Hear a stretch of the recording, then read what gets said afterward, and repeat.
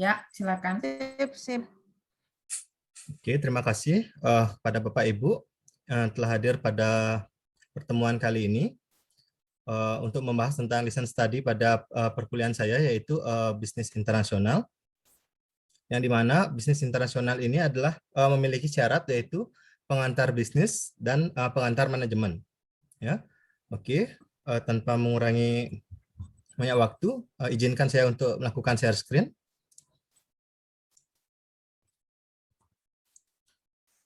Oke, bisa dilihat Bapak Ibu. Bisa. Oke. Seperti ini untuk skenario pembelajaran pada mata kuliah bisnis internasional, yang dimana bisnis internasional ini dapat diambil pada semester 4 dengan syarat SKS sebanyak 3, ya. Di mana standar kompetensi pada mata kuliah bisnis internasional yaitu mahasiswa dapat memahami tentang konsep dasar bisnis internasional. Lalu dengan kompetensi dasar, mahasiswa diharapkan mengetahui tentang materi dasar bisnis internasional. Berikutnya, capaian pembelajaran pada bisnis internasional ini yaitu mahasiswa mampu yang pertama mengetahui konsep dari bisnis internasional tersebut, yang kedua isi yang mencakup ruang lingkup dari bisnis internasional, yang ketiga dasar awal globalisasi dan pasar global, yang keempat ada aktivitas bisnis internasional di era globalisasi, dan yang kelima ada peran penting perusahaan multinasional dalam perekonomian. Oke. Dengan materi pokok di sini adalah bisnis internasional. Waktu dalam perkuliahan ini adalah 45 menit. Dengan rincian materi pembelajaran yaitu konsep bisnis internasional, ruang lingkup bisnis internasional, globalisasi dan pasar global, aktivitas bisnis internasional, perusahaan multinasional. Yang berikutnya ada bahan atau alat yang diperlukan yaitu dasar-dasar manajemen seperti syarat yang sudah saya bilang, yaitu pengantar manajemen dan pengantar bisnis. Karena di bisnis internasional ini sedikit berbeda.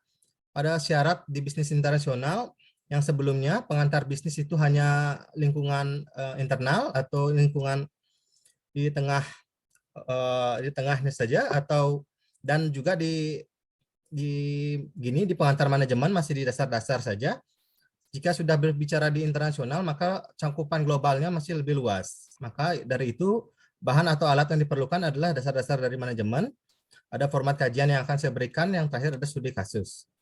Metode pembelajaran yang akan digunakan pada mata kuliah bisnis internasional ini adalah case-based learning atau berbasis kasus.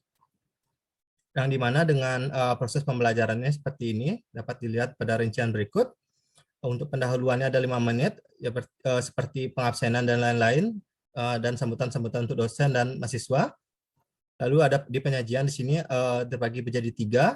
Yang pertama itu ada materi bisnis internasional yang akan saya jelaskan agar mahasiswa mengingat kembali seperti apa syarat-syarat yang harus diambil dalam mata kuliah bisnis internasional, agar tidak langsung kaget mendengar tentang ruang lingkup global internasional, ya. Maka di situ akan memakan waktu sekitar 5 menit. Yang kedua akan mulai masuk ke materi utama yang sudah saya sempat jelaskan tadi, ada 5, yaitu kira-kira makan waktu 10 menit. Nah, untuk yang sisanya pada penyajian utama dalam mata kuliah ini adalah membahas kasus, yang dimana saya akan membagi menjadi 3 kelompok, ya, dan akan memberikan 3 kasus yang sama, namun yang dimintanya berbeda. Jadi saya akan menghubungkan dari ketiga kelompok tersebut, apakah mereka mendapatkan hasil yang sama, namun dari pola pikir yang berbeda dalam penyelesaian masalah suatu kasus tersebut, ya, dengan makan waktu sebanyak 15 menit. Lalu pada penutup ada evaluasi perkuliahan, yang dimana makan waktu 10 menit. Di sini akan melakukan diskusi dan penyocokan dari hasil studi kasus tersebut, akan memperoleh hasil yang sama atau keselarasan antara 3 kelompok tersebut, dan akan mengutarakan bagaimana pendapat mereka tentang pembahasan dari suatu kasus tersebut. Lalu yang terakhir ada umpan balik, yaitu bagaimana interaksi antara mahasiswa dengan mahasiswa dan mahasiswa dengan dosen dalam penyelesaian suatu kasus yang telah saya berikan. Dengan sumber e-book yang akan saya berikan kepada mahasiswa agar lebih mudah diberikan materi yang akan saya jelaskan. Oke, sekian saja untuk lesson study yang akan saya ampu di mata kuliah di mata kuliah bisnis internasional ini. Saya mohon masukan kepada Bapak Ibu untuk keberlangsungan ke depannya. Terima kasih. Saya izin stop share ya. Oke, untuk Bapak Ibu saya persilahkan untuk masukannya. Mungkin dari saya. Silakan Bapak Sutarto. Terima kasih atas waktunya, Pak Indra. Tadi saya lihat referensinya hanya e-book saja ya. Oh iya. Kalau bisa sih, saran saya bisa gunakan e-learning untuk men-share-nya, dan materi dari YouTube juga sekarang menarik tentang video-videonya. Itu mungkin bisa ditambahkan. Dari saya itu saja. Oke, terima kasih Pak Sutarto. Ada lagi?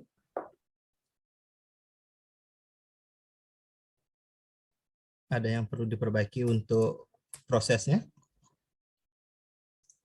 Satu lagi mungkin Selamat Pak. siang Oke. Pak Gus Indra ya. Bu. Pak Ibu Sutarto Ulan dulu dulu deh. ya. Oke. Terima kasih Pak Sutarto, terima kasih Pak Gus Indra. Kalau dari saya melihat sih sudah sistematis ya disusun rencana pembangunannya seperti itu.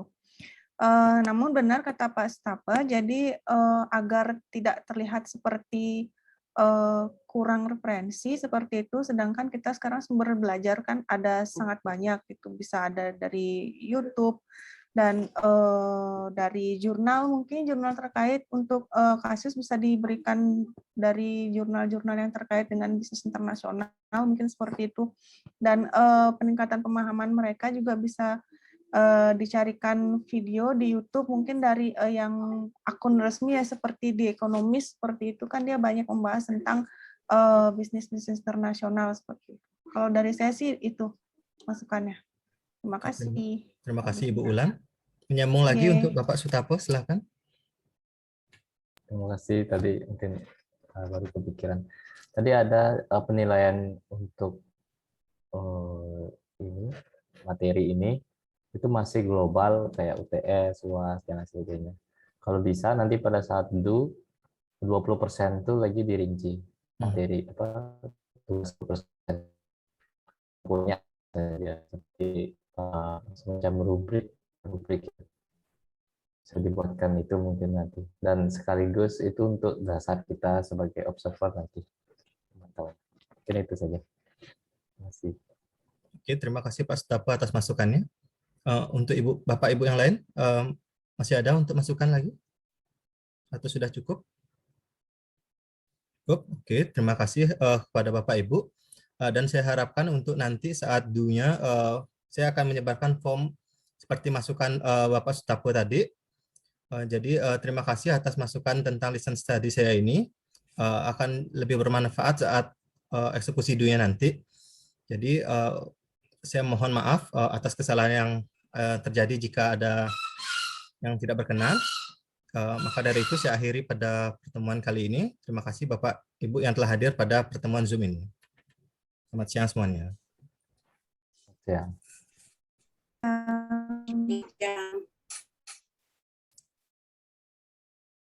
Oke, terima kasih atas kesempatan yang telah diberikan kepada adik-adik mahasiswa untuk mengikuti lesson study pada perkuliahan bisnis internasional ini. Adapun agenda yang pertama kita lakukan di sini adalah pemaparan materi tentang bisnis internasional. Maka dari itu izinkan saya untuk melakukan share screen. Kepada seluruh peserta dan adik-adik mahasiswa, tolong diperkenankan untuk menghidupkan kamera dalam sesi perkuliahan ini. Oke, untuk layar PPT bisa dilihat. Sudah bisa dilihat PPT-nya? Pak. Bisa, Pak. Oke, terima kasih. Kalau gitu, saya akan mulai untuk pemaparan materi pertama tentang bisnis internasional, yang dimana beberapa dari kalian sudah pasti menempuh mata kuliah bisnis internasional ini di semester 4. Kita akan mengulang kembali tentang bisnis internasional itu. Yang pertama, tentang materi bisnis internasional tersebut ya, yaitu mahasiswa mampu tentang memahami konsep dasar dari bisnis internasional tersebut ya, masih simpel karena ini materi bab 1. Dengan bahan kajian di sini ada 5, yaitu ada konsep dari bisnis internasional, ada ruang lingkup bisnis internasional, ada internasional globalisasi dan pasar global, aktivitas bisnis internasional, dan terakhir perusahaan multinasional. Ya, kita akan mulai masuk ke topik pertama. Sebelum itu kita harus pelan-pelan dulu tentang apa itu bisnis internasional. Ya, terdapat dua kata dari bisnis tersebut, yaitu bisnis dan internasional. Yang dimana bisnis itu adalah interaksi, jual beli, dan internasional itu ruang lingkup makro, ruang lingkup yang lebih luas. Ya, dari mungkin di ekonomi, kalau kalian dapat di mata kuliah ekonomi mikro, itu ruang lingkupnya lebih kecil, sedangkan kalau kita sudah ngomong internasional, itu ruang lingkupnya lebih besar ya. Itu bedanya untuk bisnis internasional. Karena mengingat dari bisnis internasional ini memiliki syarat yaitu pengantar bisnis yang memiliki ruang lingkup yang kecil dan pengantar manajemen yang masih ruang lingkupnya kecil.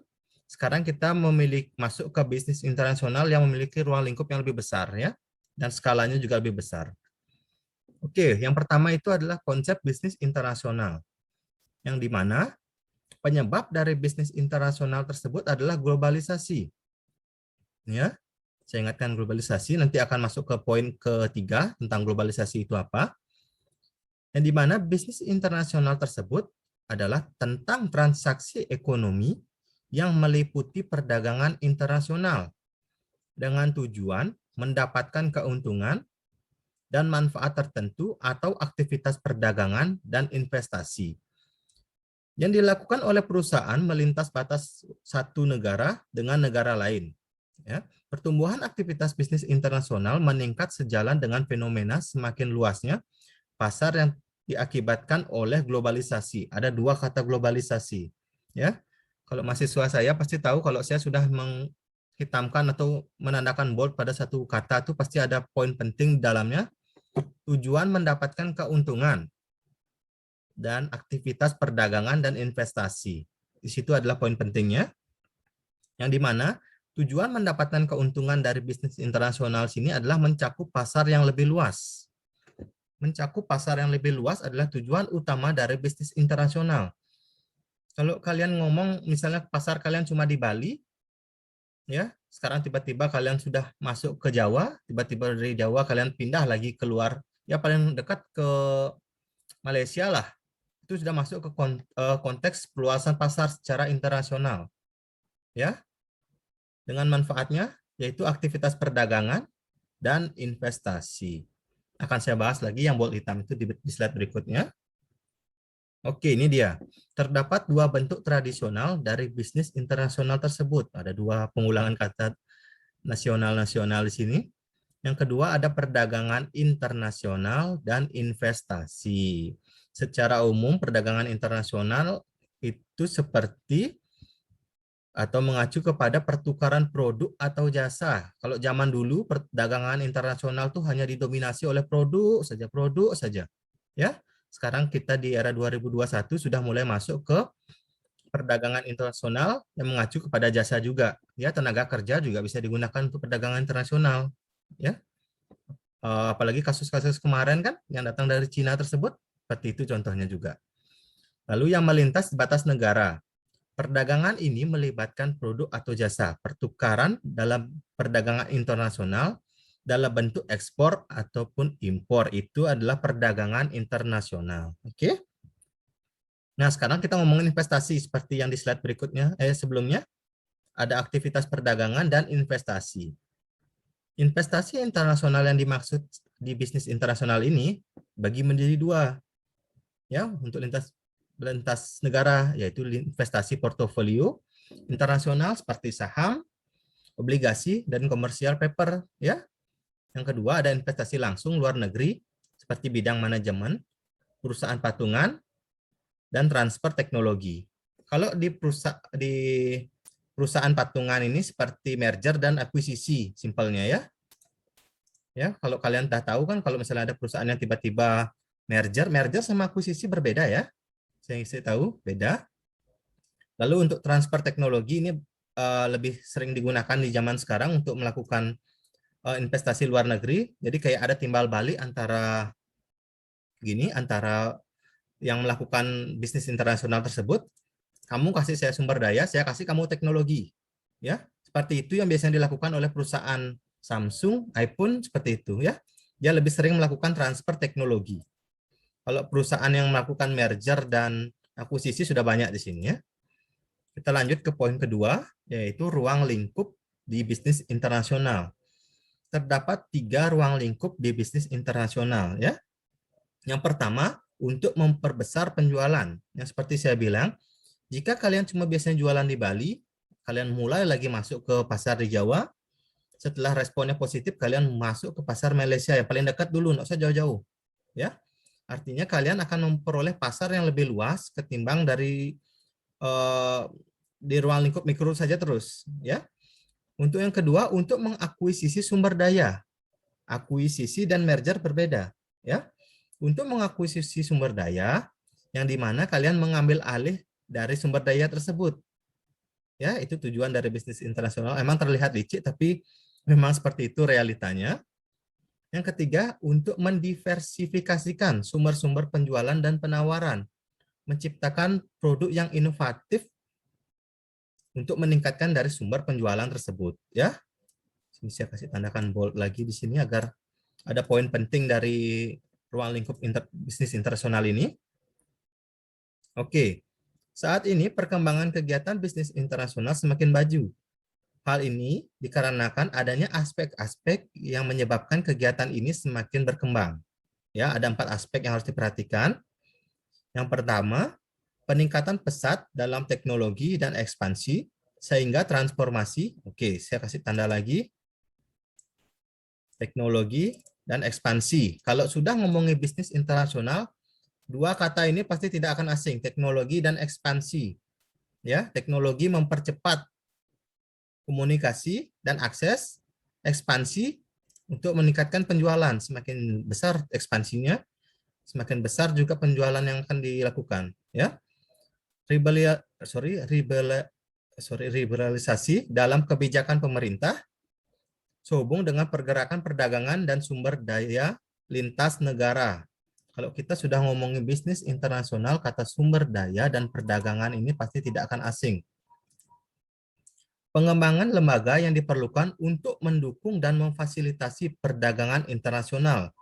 Nah, ini ada lembaga-lembaga yang akan menjaga ya keberlangsungan dari bisnis internasional tersebut. Ya, kalau di Asia ada ASEAN, tahu? Ada ASEAN, kalau di Eropa juga ada Uni Eropa dan sebagainya ya.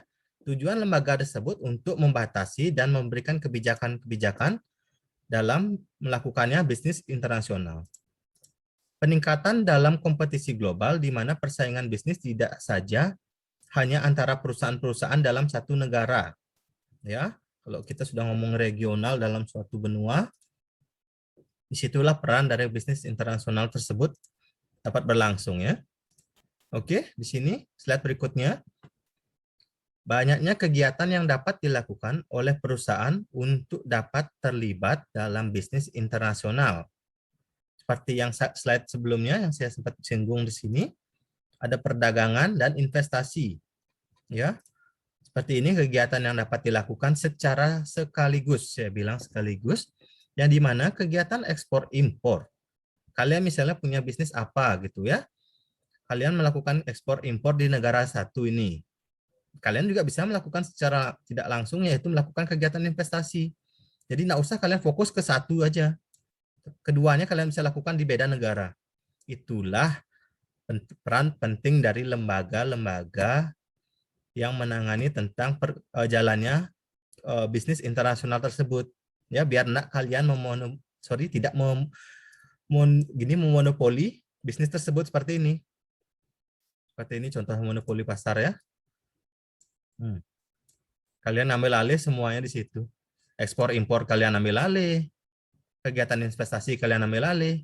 Kalau nggak ada lembaga-lembaga yang mengatur hal tersebut, maka kejadian seperti ini sudah pasti akan terjadi ya.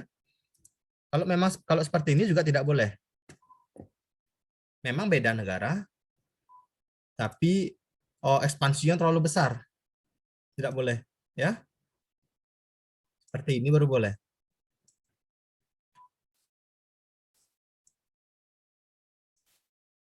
Ya, seperti ini baru boleh. Tidak boleh melakukan ekspansi sebesar itu. Jadi kita agar tidak terjadi monopoli pasar, maka hal tersebut dapat diatur oleh lembaga-lembaga penyelenggara di bisnis internasional tersebut, ya. Sama juga untuk kegiatan ekspor impor juga kalian tidak bisa melakukannya seperti itu. Kalau bisa kalian membagi-membaginya seperti ini, ya. Itulah tujuan dari lembaga bisnis internasional tersebut. Oke, kita masuk ke poin ketiga, globalisasi dan pasar global, ya.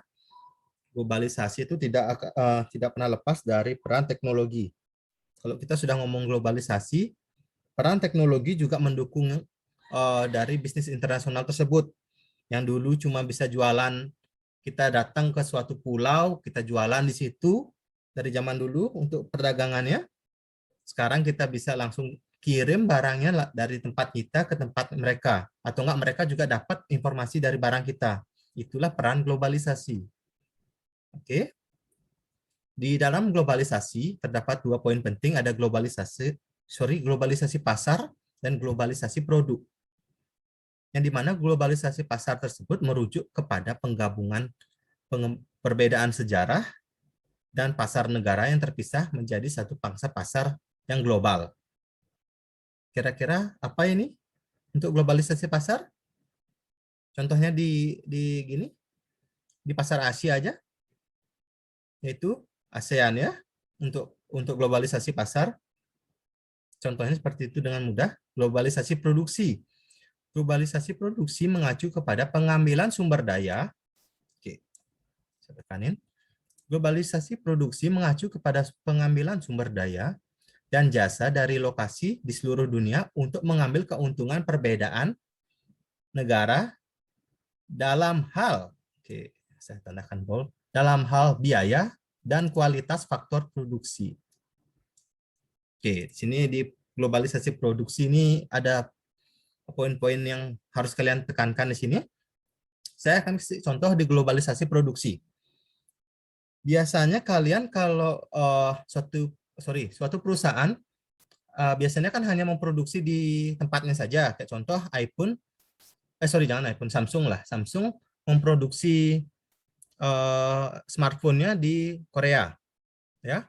Semenjak datangnya globalisasi produksi, hal tersebut dapat di bawah dapat mengurangi dalam hal biaya dan meningkatkan kualitas faktor-faktor produksi. Maka Samsung menggunakan atau bekerja sama dengan Cina, ya, yang dimana menjadikan tempat perakitan dari ponsel smartphone Samsung tersebut. Dipilihnya negara Cina dalam 2 konteks hal tersebut. Dalam konteks yang ini aja dulu, untuk yang Cina.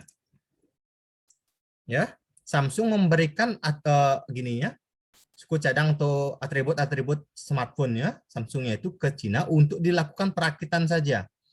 Perakitan dilakukan di negeri Cina dengan tujuan untuk meringankan jumlah biaya tenaga kerja di sana, karena Cina terkenal sumber dayanya tinggi, ya, tapi tapi jumlah upah tenaga kerjanya rendah untuk Korea, ya. Jadi kita juga tahu kualitas faktor produksi dari Cina cukup dibilang menengah ke bawah. Maka dari itu untuk kualitas faktor produksi Samsung masih menggunakan dari dalam negerinya mereka sendiri. Jadinya maka mengandalkan 2 hal tersebut, ya.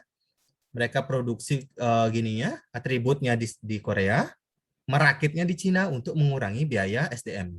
Ya, itulah yang mengakibatkan adanya globalisasi produksi.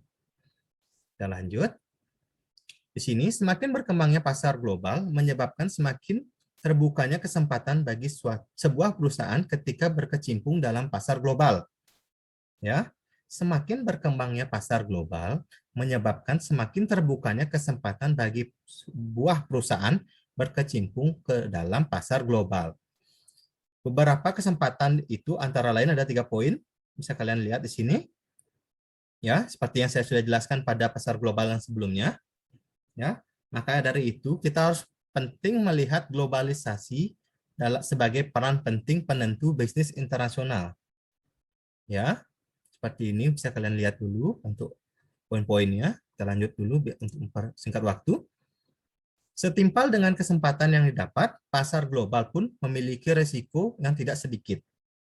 Banyaknya hambatan dan kendala yang akan dihadapi oleh para pelaku bisnis di pasar global antara lain, perbedaan budaya dan selera. Sebelum masuk ke pasar global, kalian harus lihat dulu ini, budaya dan selera. Kalau KFC sebelum masuk ke pasar Indonesia, dia harus lihat budayanya dulu. Ya. Kalau di KFC Amerika, mereka paling fokus cuma sama ayam dan burgernya saja. Ya, setelah dia masuk ke pasar Indonesia, harus ada perbedaan budaya yang harus dilihat. Orang Indonesia kan nggak kenyang kalau nggak makan pakai nasi. Tambahlah menu nasi di sana. Ditambahlah lah saus kecap di sana, saus kecap, saus sambal di sini. Ya, untuk menyesuaikan budaya yang ada di suatu negara tersebut. Ya. Lalu kedua, perbedaan daya beli masyarakat. Nah, ini juga perbedaan daya beli masyarakat. McD saat pertama kali masuk ke Indonesia tidak memperhatikan poin ini. Daya beli masyarakat. Ya, McD yang pertama sebelum yang Sarinah itu perbedaan daya beli masyarakat. Sekarang coba pikir di zaman pertama kali McD masuk ke Indonesia, ada niat beli masyarakat tersebut untuk contoh zaman sekarang kita pakai 50.000 kalian beli burger, cuma satu buah burger. Kalau misalnya kalian cuma bisa menggunakan 9.000 sudah kenyang, worth it nggak saat itu? Kan tidak, ya. Maka dari itu kesalahan dari McD pertama kali masuk ke Indonesia adalah tidak memperhatikan daya beli masyarakat. Ya, jadi dia langsung mematok harga yang tinggi, dikira cocok dengan tempat tujuannya, menjadikan McD yang pertama kali sebelum Sarinah tersebut bangkrut. Ya, setelah itu mereka belajar lagi, menyocokkan dengan daya beli masyarakat, maka sampai saat ini McD menjadi salah satu franchise terbesar juga di Indonesia. Oke, yang kedua, peraturan nasional. Oke, ini penting. Peraturan nasional di sini kita juga harus berpikir tentang peraturan nasional atau kebijakan politik di suatu negara. Oke, kalau kalian tiba-tiba naruh McD di Korea Utara kan nggak lucu. Ya, itu bedanya. Kalian harus tahu cocok nggak keadaan sama keadaan di sana, peraturan nasional dan kebijakan politiknya untuk bisnis kita di sana gitu loh. Kalau misalnya masyarakat nerima tapi kebijakan politiknya enggak, kan rugi juga. Masa saya naruh McD di jalur Gaza kan nggak mungkin. Ya, seperti itu contohnya. Jadi kita harus memperhatikan tanda-tanda bold ini, adanya budaya dan selera juga nih. Ya. Kalau di selera ini contohnya di McD lah. McD kan awal datang dengan burger. Sudah tidak memperhatikan daya beli masyarakat, tidak memperhatikan selera juga. Itu yang menyebabkan juga McD yang pertama kali sebelum Sarinah itu bangkrut. Setelah itu dia lalu memperhatikan daya beli masyarakat, lalu menyesuaikan selera, karena nggak mungkin pada zaman dulu itu, zaman 80-an atau 90-an itu McD memberikan burger, lalu mereka pun ikut mengimplementasikan ayam goreng juga. Makanya dari itu McD pun juga mampu bertahan sampai sekarang ya. Jadi kalian harus perhatikan adanya budaya, selera, daya beli masyarakat, dan peraturan nasional atau kebijakan politik. Oke. Sekarang kita masuk ke perusahaan multinasional. Biasanya kalau saya di kelas, saya nanya, apa itu perusahaan MNC? Kalau saya nanya perusahaan MNC, biasanya mahasiswa jawabnya, punyanya Pak Haritanu. Bukan Pak punya Haritanu, tapi multinasional company. Ya, MNC itu multinasional company atau perusahaan multinasional. Ya, perusahaan yang ada di luar negeri. Seperti itu. Jadi tolong hati-hati membedakan antara perusahaan multinasional dan perusahaan MNC ya. Kalau saya tanya perusahaan MNC milik siapa, baru ya kalian bisa jawab Haritanu. Kalau perusahaan multinasional itu apa? Itu adalah perusahaan yang bergerak di bidang internasional atau sudah berkecimpung di pasar internasional. Ya, kita masuk lagi pada subbab terakhir, yang dimana aktivitas bisnis internasional tentunya melibatkan berbagai macam pihak, baik itu perseorangan maupun sebuah entitas bisnis. Ya, pihak-pihak tersebut diantaranya adalah kelompok eksportir. Kalau sudah ngomong bisnis internasional ada ekspor, mengimpor. Sekarang kita kelompok eksportirnya dulu. Pertama ada produsen. Produsen di sini adalah perusahaan yang menghasilkan barang yang akan diperdagangkan dalam perdagangan internasional. Kalau nggak ada barang, apa yang harus diekspor kan gitu? Ada confirming house adalah sebuah perusahaan lokal yang didirikan untuk menjadi kantor cabang perusahaan asing di suatu negara. Kalau tidak ada confirming house, tidak adanya. Kalau ditranslate kan konfirmasi, tempat konfirmasi kan. Kalau tidak ada yang mengkonfirmasi produk kita sampai di sana, gimana kerjasama atau koordinasinya nanti? Oke. Lalu ada perdagangan, badan usaha yang diberikan izin, ya seperti ini. Perdagangan ekspor bekerja untuk atas kepentingan produsen dalam negeri yang dimilikinya. Nah, yang penting di sini ada agent, adalah pihak penghubung antara produsen dengan konsumen. Beliau adalah bertugas penting ya untuk mendistribusikan produk kita. Di mana perdagangan ekspor juga disebut sebagai pedagang ekspor ya. Tujuan dari agent tersebut sini saya kasih bold ya untuk agent.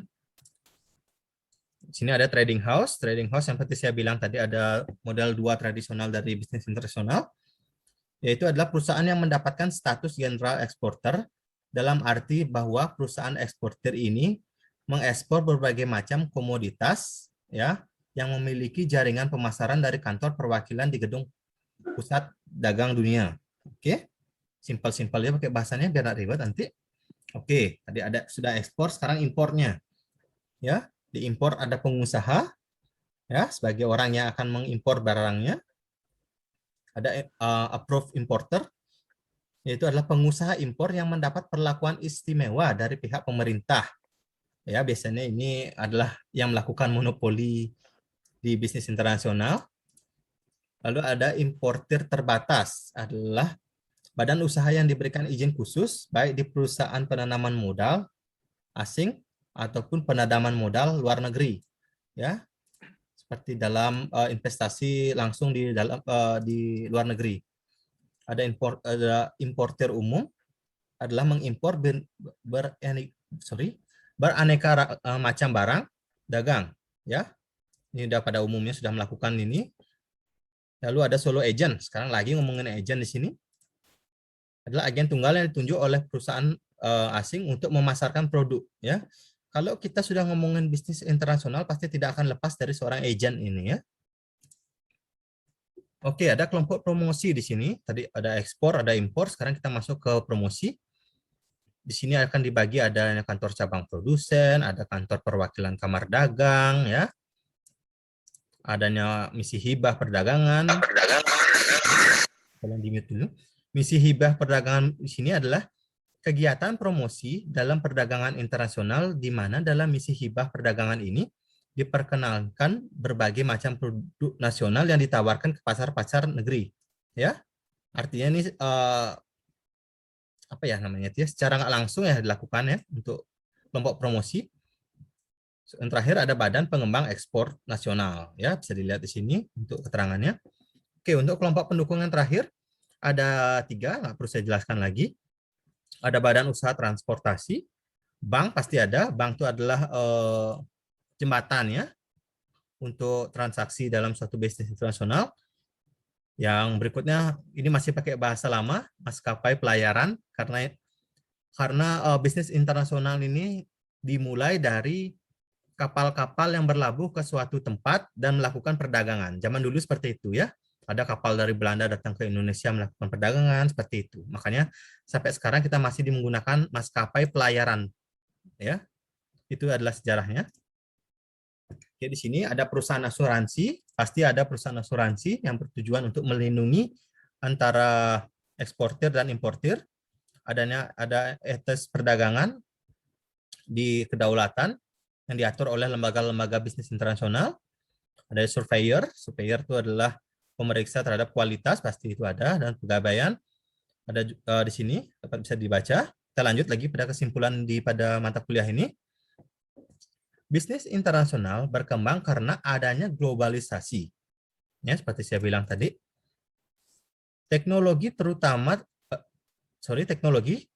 globalisasi teknologi, terutama teknologi informasi yang berkembang dengan pesat, sehingga arus globalisasi pun sulit untuk dihadang. Dan hasilnya adalah seperti ini. Setiap negara tidak memiliki batasan yang jelas. Selain dari bentang alam, dengan semakin menyatukannya dunia, maka bisnis pun semakin berkembang. Hal ini dikarenakan tidak adanya sebuah negara pun di dunia yang dapat memenuhi kebutuhan masyarakatnya sendiri. Dengan semakin berkembangnya bisnis internasional, maka terjadi pula pemerataan kemakmuran di antara negara-negara di dunia. Oke, seperti ini kesimpulan di bisnis internasional. Untuk materi bisnis internasional sudah sampai di sini. Sekarang kita akan masuk ke studi kasus.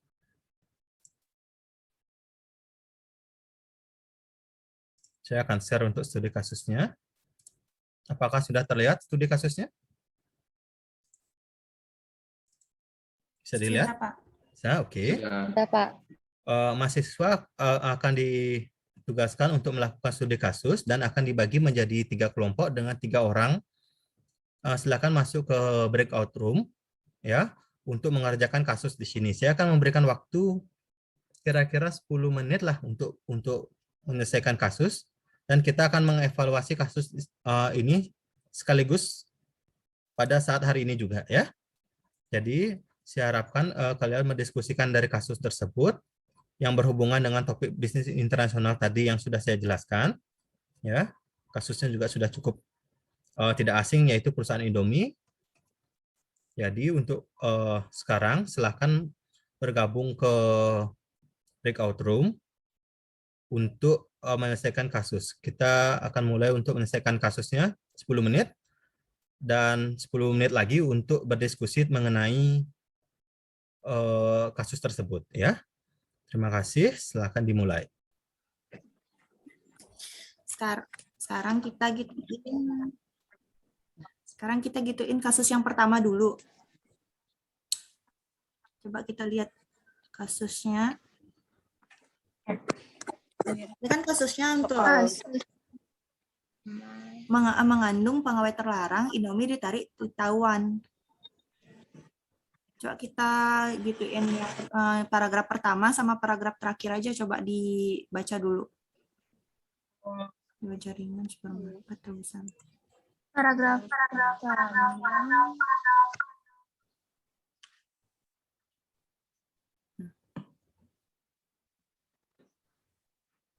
Aku udah sih yang tadi yang pertama. Sama yang terakhir udah. Apa aja soal mengenai apa aja? Soalnya yang pertama itu apa yang harus dilakukan oleh pihak perusahaan untuk mengatasi masalah di atas. Masalahnya itu kan gini, apa namanya? Produk Indomie itu Indomie yang ditarik. Katanya mengandung pengawet yang terlarang, yaitu metil hidroksibenzoat dan benzoic acid. Itu tuh kalau dimasuk di Taiwan tuh pengawet itu tuh dilarang. Makanya Indomie. Tapi kalau itu gimana? Apa? Kalau di negara lain? Kalau negara lain tuh bisa Kalau di masuk. Hong Kong di sini sudah memenuhi standar keamanan. Berarti cuma Taiwan dibolehkan. Pengawetnya itu tuh dilarang di Taiwan, di Kanada, sama di Eropa. Jadinya kalau padahal ini nih di negara lain tuh bisa diterima, tapi di pemerintahan Taiwan tuh nggak bisa, tuh ditolak, kayak ditarik gitu. Terus sekarang gimana caranya supaya pihak perusahaan itu untuk mengatasi masalahnya di atas?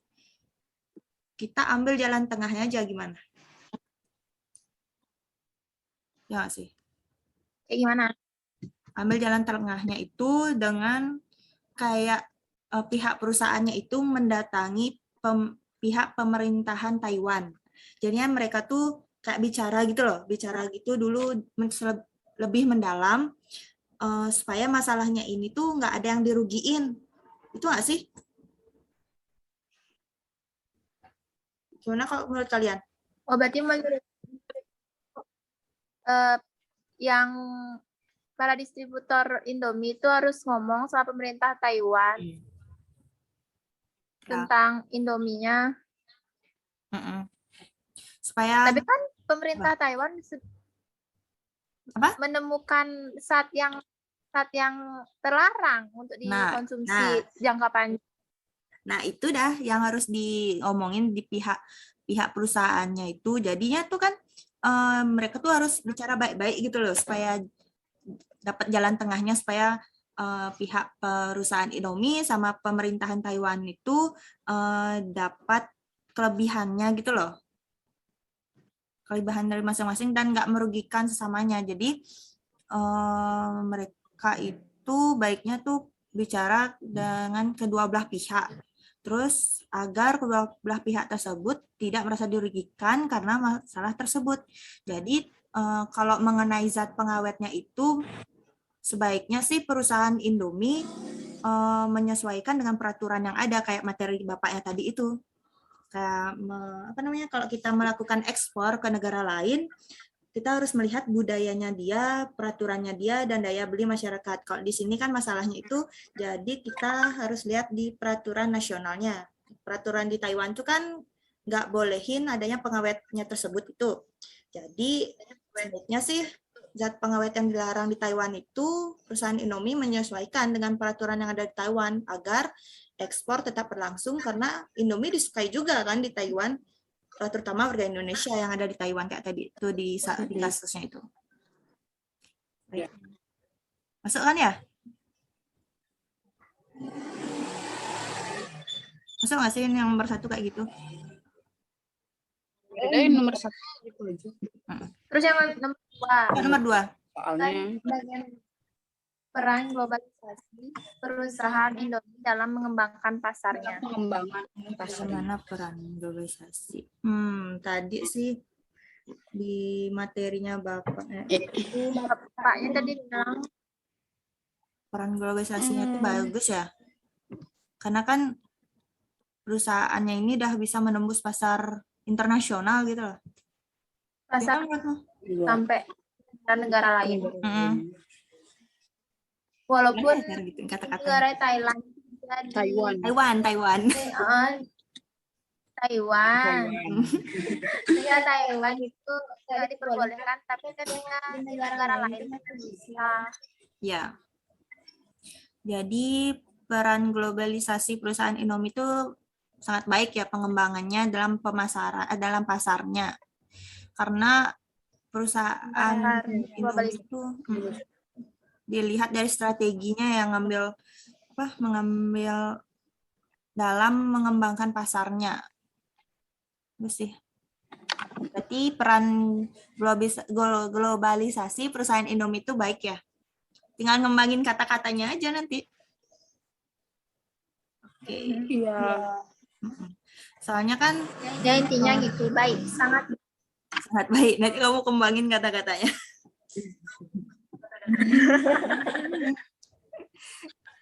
Terus kita lanjut ke nomor 3.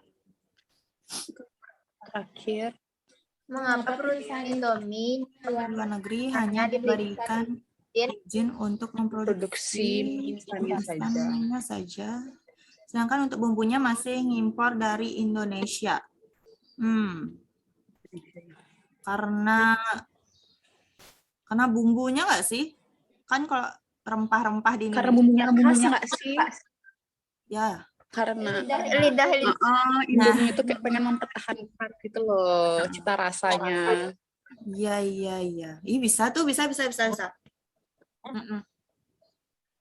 Terus. Karena kalau kalau bumbunya diproduksi sama negara lain bisa aja. Lidah luar negeri itu rasa asin pedas itu kurang ya. Kalau Indonesia itu kan masih pekat bumbu-bumbu. Ada bahan untuk bumbunya.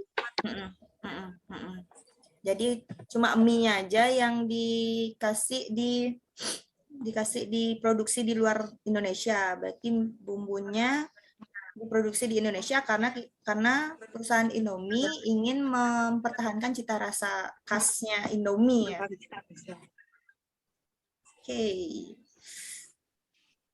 Oke. Sekarang kita presentasiin. Buat apa enggak? Apa? Buat PowerPoint apa?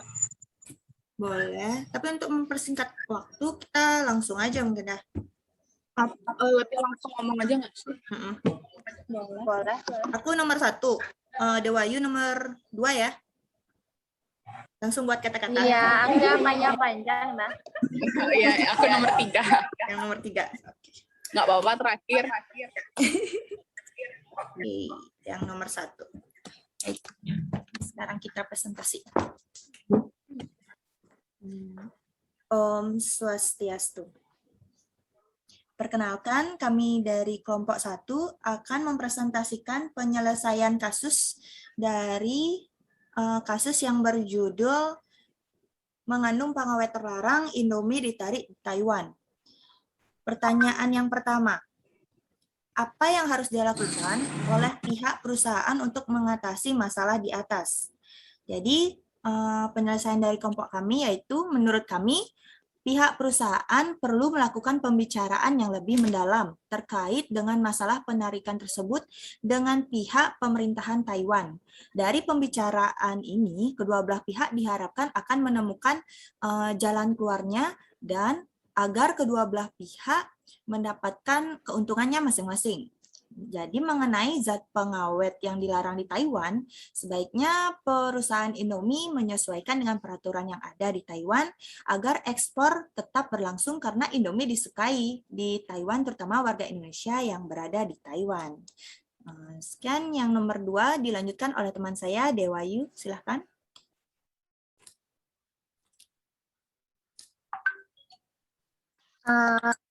Pertanyaan yang kedua, bagaimana peran globalisasi perusahaan Indomie dalam mengembangkan pasarnya?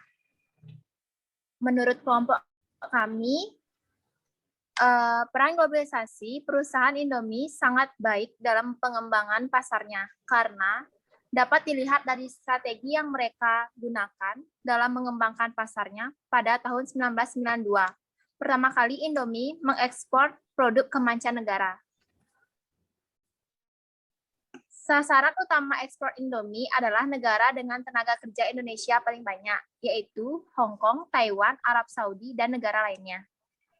Selain menargetkan pada negara dengan tenaga kerja Indonesia, perusahaan Indomie juga menargetkan negara yang menjadi tujuan pelajar Indonesia melanjutkan pendidikannya di luar negeri, seperti Amerika Serikat dan Australia. Walaupun pemerintah Taiwan menarik mie instan Indomie dari negaranya, tetapi Indomie tetap menjadi pilihan warga negara Indonesia yang bekerja di Taiwan karena harganya murah dan rasanya yang enak. Jadi perusahaan Indomie tetap memasarkan produknya di negara lain, walaupun ada negara yang menolak produk Indomie, tetapi mereka selalu menjalankan pemasaran globalisasi dengan baik ke negara yang lainnya. Akan dilanjutkan oleh teman saya yang nomor 3 yaitu Rani. Silakan Rani. Oke, untuk nomor 3, soalnya mengapa perusahaan Indomie di luar negeri hanya diberikan izin untuk memproduksi mie instannya saja, sedangkan untuk bumbunya masih mengimpor dari Indonesia? Menurut kelompok kami, karena perusahaan Indomie ingin mempertahankan cita rasa khas bumbu Indonesia yang bahan-bahannya langsung dari Indonesia. Bahan untuk bumbu di negara lain yang terlihat sama belum tentu mempunyai cita rasa yang sama dengan bumbu Indomie pada umumnya. Karena bumbu Indomie adalah kunci dari cita rasa yang khas mie instan Indomie yang digemari masyarakat Indonesia maupun masyarakat di luar Indonesia. Sekian penyelesaian kasus dari kelompok kami. Mohon maaf jika ada terdapat kata yang tidak berkenan di hati, kami mohon maaf. Kami tutup dengan Parama Santi. Om Santi Santi Santi Om.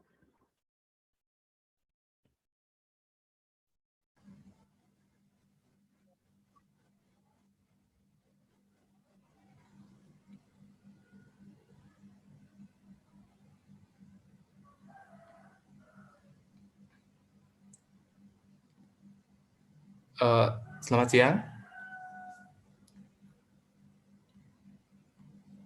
Baik, di sini kita akan mendiskusikan pertanyaan yang tadi telah diberikan oleh Bapaknya.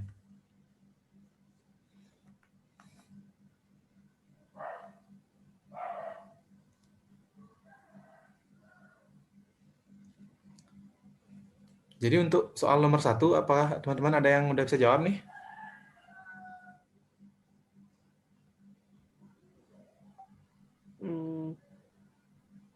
Mungkin dari Raka atau Rio coba. Coba dari saya ya.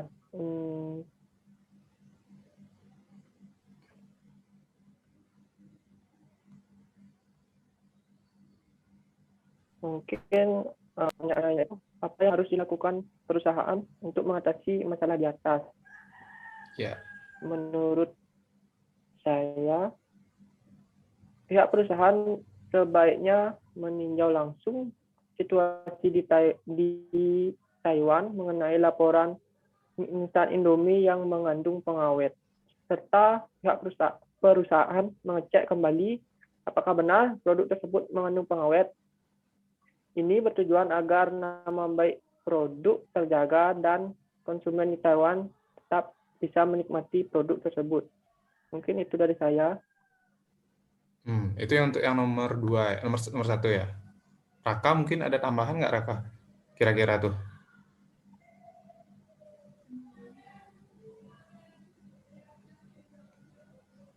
Seharusnya pihak perusahaan perlu melakukan pembicaraan yang lebih mendalam terkait masalah tersebut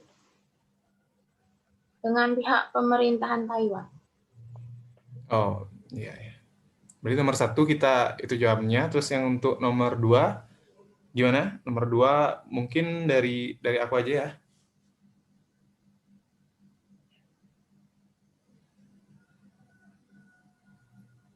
Nomor 2, menurut aku itu dari pertanyaan tadi, peran globalisasi perusahaan Indomie ya sangat baik dalam pengembangan pasarnya karena dapat lihat dari strategi. Terus yang mereka ambil dalam mengembangkan pasarnya yaitu mengekspor produk ke mancanegara. Nah, sasaran utama ekspor Indomie adalah negara dengan tenaga kerja Indonesia. Nah, itu yang paling banyak, yaitu kalau nggak salah di Hong Kong, Taiwan, sama Arab Saudi. Itu yang disebutkan. Dan walaupun pemerintahan Taiwan itu merupakan pemegang Indomie dan tetap menjadi pilihan warga Indonesia yang bekerja di Taiwan karena harganya murah. Seperti itu. Dan rasanya yang enak menurut mereka. Dan jadi perusahaan Indomie tetap memasarkan produk di negaranya, di negara lain, walaupun ada negara yang menolak produk Indomie. Seperti itu sih menurut aku. Mungkin ya teman-teman ada tambahan nggak nih? Enggak. Dari saya tidak. Ya. Terus kita kalau lanjut ke soal nomor 3 aja ya. Kayaknya udah segitu. Nomor 3 terakhir.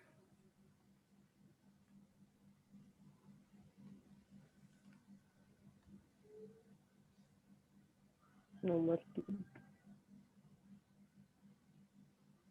3 ada yang bisa nggak?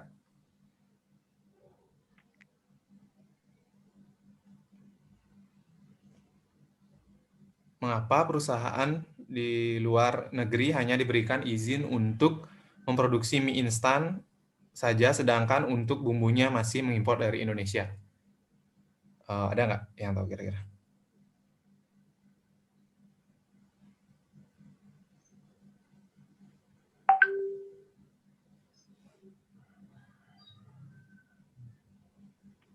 Baik, saya akan menjawab pertanyaan nomor 3. Menurut pendapat saya, karena perusahaan Indomie ingin mempertahankan cita rasa khas bumbu Indomie yang bahan-bahannya langsung dari Indonesia. Bahan untuk bumbu di negara lain yang terlihat sama belum tentu mempunyai rasa yang sama dengan bumbu Indomie pada umumnya. Karena bumbu Indomie adalah kunci dari cita rasa yang khas. Mie Indomie yang digemari masyarakat Indonesia maupun masyarakat di luar Indonesia. Oh, segitu. Mungkin aku juga ada tambahan. Saya ada tambahan di sini. yaitu mungkin karena kenapa bumbunya diimpor dari Indonesia, karena Indonesia kaya akan rempah-rempah dan Indonesia juga memiliki banyak SDM, sumber daya manusia yang mungkin bisa mengelola rempah-rempah tersebut. Jadi dari sana pemanfaatan SDM Indonesia dan rempah-rempahnya dijadikan satu sehingga dia mengekspor dari Indonesia. Mungkin itu sih ya nomor 3. Udah ada tambahan lagi? Udah? Baik, saya rasa segitu untuk diskusi hari ini. Terima kasih.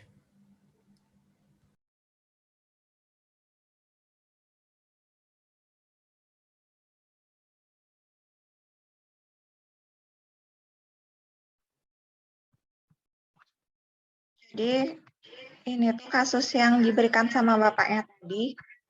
Menurut kalian, untuk pertanyaan yang diberikan ini,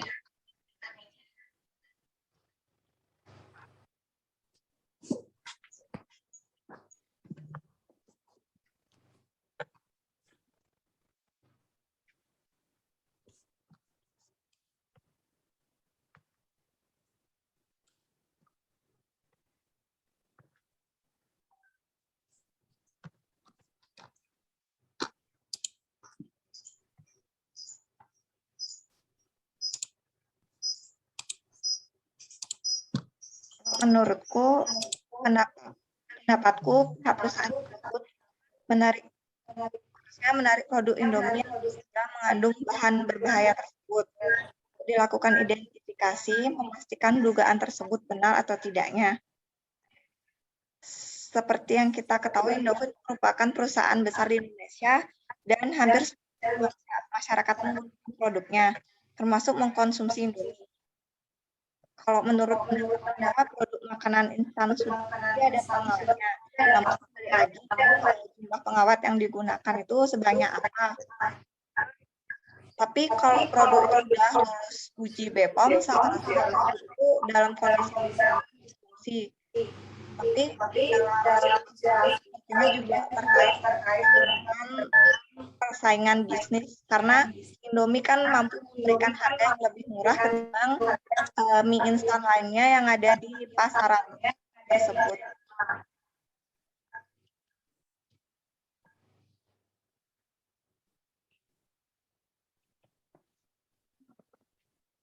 Ya, nomor 1 ya. Oke, buat Rangga mau bahas yang pertanyaan yang nomor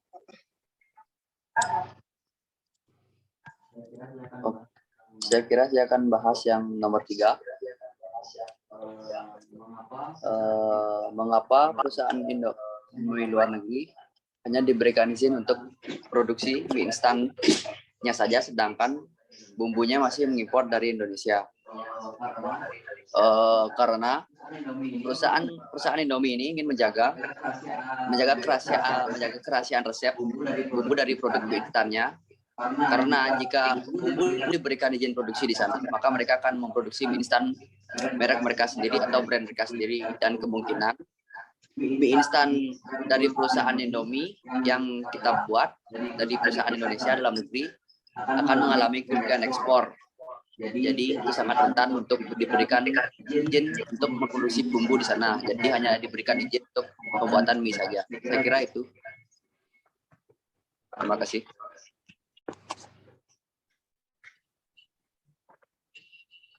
Untuk Jumintan, mungkin ada pendapat lain?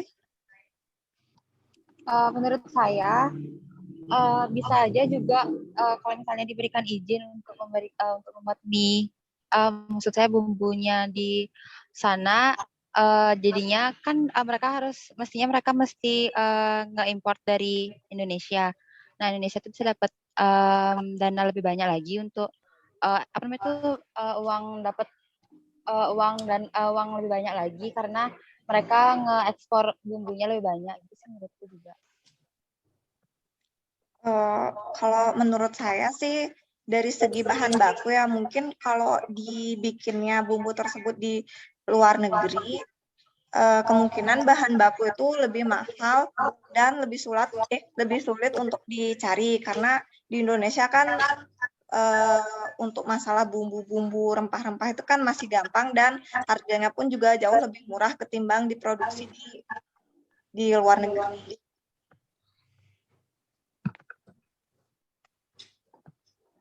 Lalu untuk permasalahan yang kedua, peran globalisasi perusahaan Indomie dalam pengembangan pasarnya.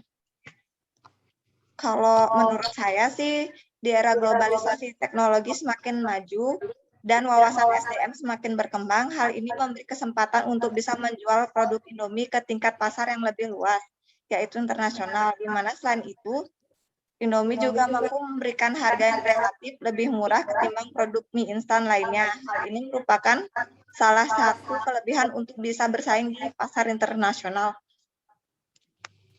Mungkin kalian punya pendapat lain? Kalau menurut saya, Indomie kan memiliki rasa yang khas dari Indonesia yang jarang dimiliki oleh produk lainnya. Nah, ini itu juga bisa menjadi salah satu daya tarik tersendiri bagi produk Indomie untuk bisa mengekspor pasar luar negeri lebih luas karena untuk dari segi rasa itu jarang ditemui di mie instan lainnya. Kalau aku itu.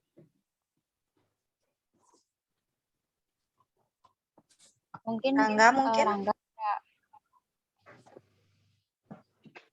Saya kira pendapat saya sama dengan kalian. Oke, berarti untuk permasalahan yang ditanyakan di kasus ini semuanya sudah terjawab. Kita akhiri saja untuk diskusi hari ini. Terima kasih. Jika ada salah-salah kata, saya mohon maaf.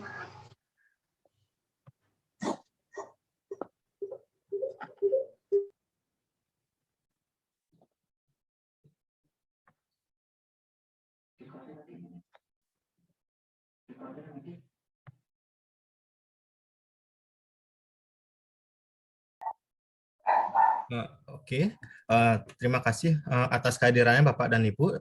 Pertama, selamat siang. Di sini sampailah ke tahap C pada materi saya. Saya mohon masukan kepada Bapak Ibu untuk bagaimana pelaksanaan DU yang telah saya lakukan. Saya persilahkan.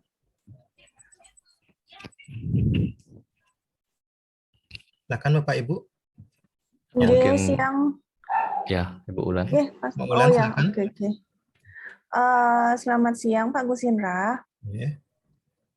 Jadi untuk DU yang sudah kita laksanakan untuk mata kuliah bisnis internasionalnya Pak Gus Indra sudah sangat baik sekali dalam pembahasan materinya, sudah ringkas dan mahasiswa juga memahami ya, isi dari materi tersebut itu apa, itu mahasiswa sudah memahami. Nah, saat diskusi kelompok ini kan ada 3 kelompok ya Pak Gus Indra ya. 3 kelompok, Bu. Ada 3 kelompok. Jadi yang saya perhatikan itu di kelompok 1 yang tiga-tiganya wanita ya, perempuan semua yang di kelompok 1 itu koordinasinya cukup baik karena masing-masing sudah bisa mengeluarkan pendapatnya, artinya mereka sudah cukup memahami itu isi materinya apa, seperti itu.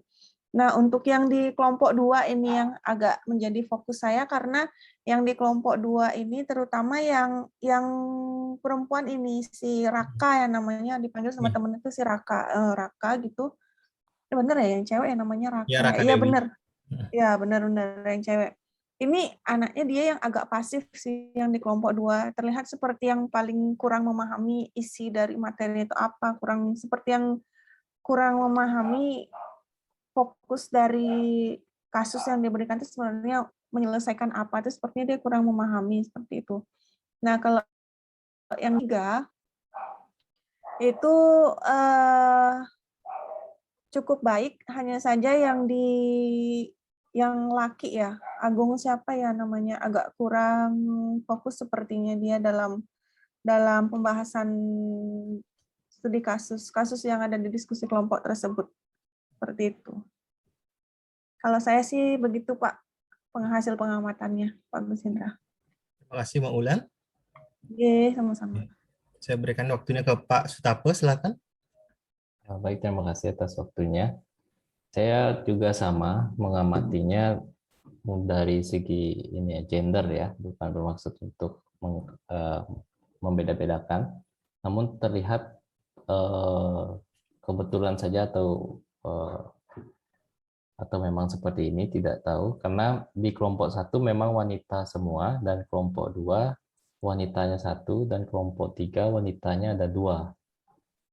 Jadi yang paling aktif memahami sampai dengan tingkat kognitifnya digunakan sampai dengan analisis itu di kelompok 1 saya lihat, sampai benar-benar menganalisis dia, memang benar paham dan langsung menganalisis.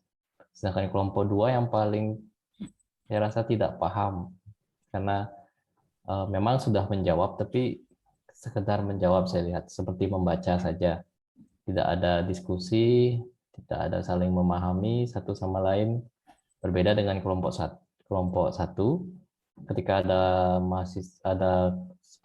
satu anggota yang menjawab, dirasa itu kurang lengkap atau bahkan tidak benar, disanggah sama anggota yang lain.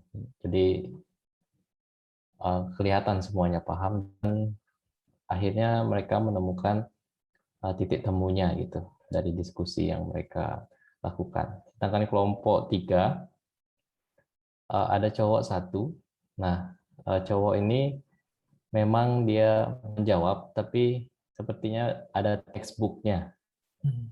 Jadi kayak kurang nyambung jawabnya, jadi dibaca begitu saja, titik komanya kadang dilewati juga. Sedangkan sisanya anggota yang keduanya itu bagus diskusinya. Jadi kesimpulan saya, mungkin ada pengaruhnya juga ya gender itu.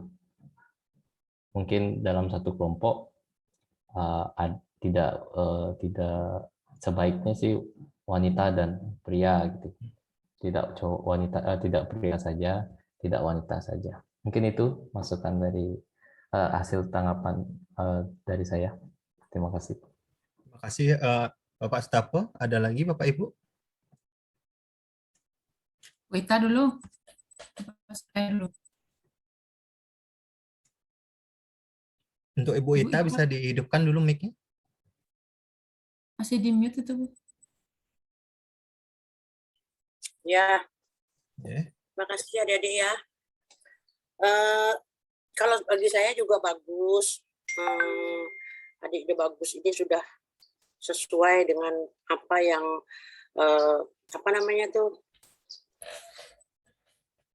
yang disarankan oleh Bapak Instruktur kemarin ya, pada waktu memberikan pelatihan kepada kita. Nah ini sudah cocok, sudah bagus ya. Ya cuman seperti katanya Pak Sutapo, kalau misalnya kelompoknya ada cewek, ada cowok itu lebih bagus, karena kalau cowok semua biasanya kadang-kadang mereka lebih kurang serius dibandingkan kalau ada cewek dan cowok gitu. Itu aja Adik, makasih. Ya, terima kasih Bu. Ya, silakan Bu Dayu. Baik, saya yang terakhir. Jadi kalau saya lihat dari yang pertama, dari pemaparan materi itu sebagian besar sudah memperhatikan. Namun ada juga ya, ini biasa sih sebenarnya, ada beberapa mungkin mahasiswa yang tidak memperhatikan gitu. Kemudian ketika masuk ke kelompok, di kelompok 1 itu aktif, interaksinya baik sekali ya. Jadi semua anggota berpartisipasi aktif saya lihat. Kemudian kalau yang kelompok 2 itu interaksinya, jadi saya melihat dari interaksi ya Bapak ya. Jadi kalau kelompok 2 ini interaksinya pasif begitu. Jadi kurang ada, misalkan temannya nanya bagaimana tanggapannya, jadi yang lain sudah cukup dan sebagainya. Jadi nggak ada, jadi mereka tidak memberikan pandangan mereka gitu, walaupun sama ataupun beda kan sebenarnya tidak masalah. Cuma kan kalau diskusi kan kita ingin menekankan gitu.